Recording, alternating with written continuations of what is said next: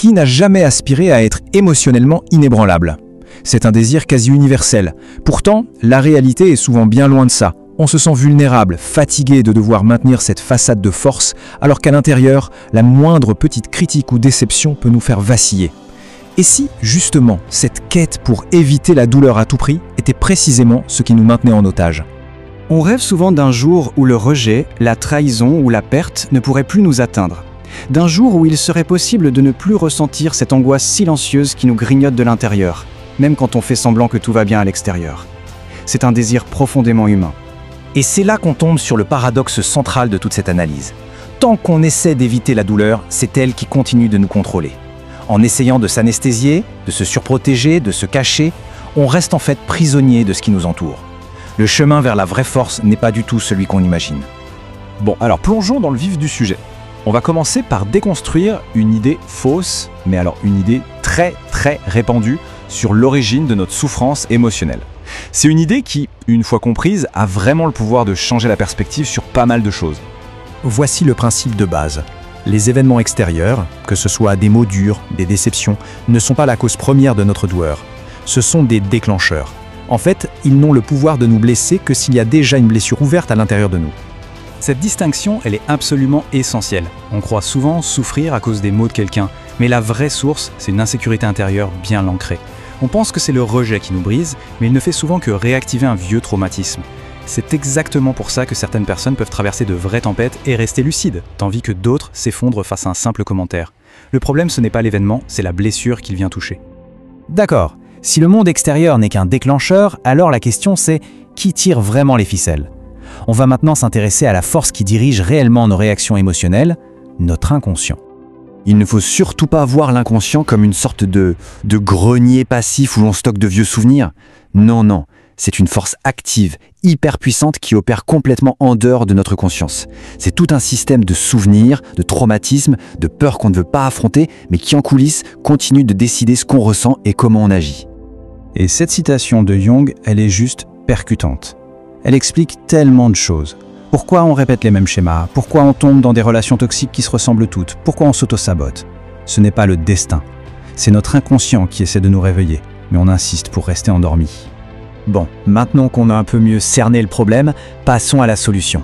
Et la solution, ce n'est pas de construire des murs encore plus hauts, mais de faire quelque chose de radicalement différent.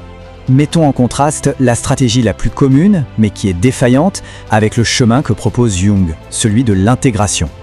Voilà ce que la plupart des gens font. Ils se ferment, ils créent des masques, ils développent une armure émotionnelle et prétendent que rien ne les affecte. On entend souvent « ça m'est égal », mais à l'intérieur, ça continue de saigner. Ça, ce n'est pas de la force, c'est une corrosion interne. Et voilà le point crucial. Le vrai chemin, selon Jung, c'est ce qu'il appelle l'individuation. C'est un processus pour devenir qui on est vraiment. Et ça passe par plusieurs étapes. Faire tomber le masque social qu'on porte tous les jours, affronter notre ombre, c'est-à-dire toutes ces parties de nous qu'on préfère cacher, et enfin, les intégrer. Le but, ce n'est pas d'être parfait, mais d'être complet. Et ça illustre brillamment le résultat. On ne devient pas intouchable en créant une barrière avec le monde. On le devient quand on réalise que personne ne peut toucher ce qui a déjà été embrassé en soi. En intégrant nos propres ombres, on neutralise le pouvoir des déclencheurs extérieurs.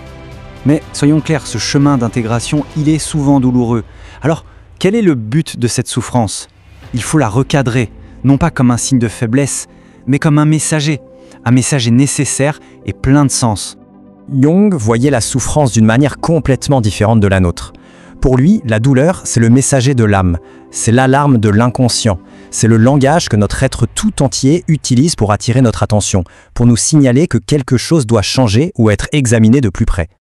Cette métaphore est tellement puissante. Au lieu de s'anesthésier ou de se distraire de notre douleur, on devrait l'écouter. La souffrance fait si mal uniquement parce qu'on est en guerre avec nous-mêmes. Une partie de nous crie pour qu'on se transforme, tandis que notre ego, lui, habitué au contrôle, essaye d'étouffer cet appel. Passons maintenant à la conclusion pour voir comment tout ça s'emboîte. La protection ultime, ce n'est ni la force brute, ni une armure. C'est quelque chose de beaucoup plus profond. C'est la clarté et la conscience. Pour illustrer ça, utilisons une métaphore. Imaginez qu'il y a ceux qui évitent leur profondeur intérieure, qui restent toujours à la surface de leur être. Et parce qu'ils vivent là où tout est agité, eh bien la moindre vague, la moindre perturbation extérieure a le pouvoir de les déstabiliser complètement. Une vie superficielle, c'est synonyme de fragilité émotionnelle.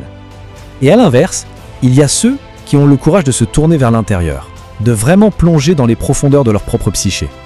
Et c'est là, dans ces profondeurs, loin de l'agitation de la surface, qu'ils trouvent le silence, la stabilité et un pouvoir véritable. La vraie force ne dépend pas de l'approbation des autres ou du contrôle. Elle vient de la connaissance de soi.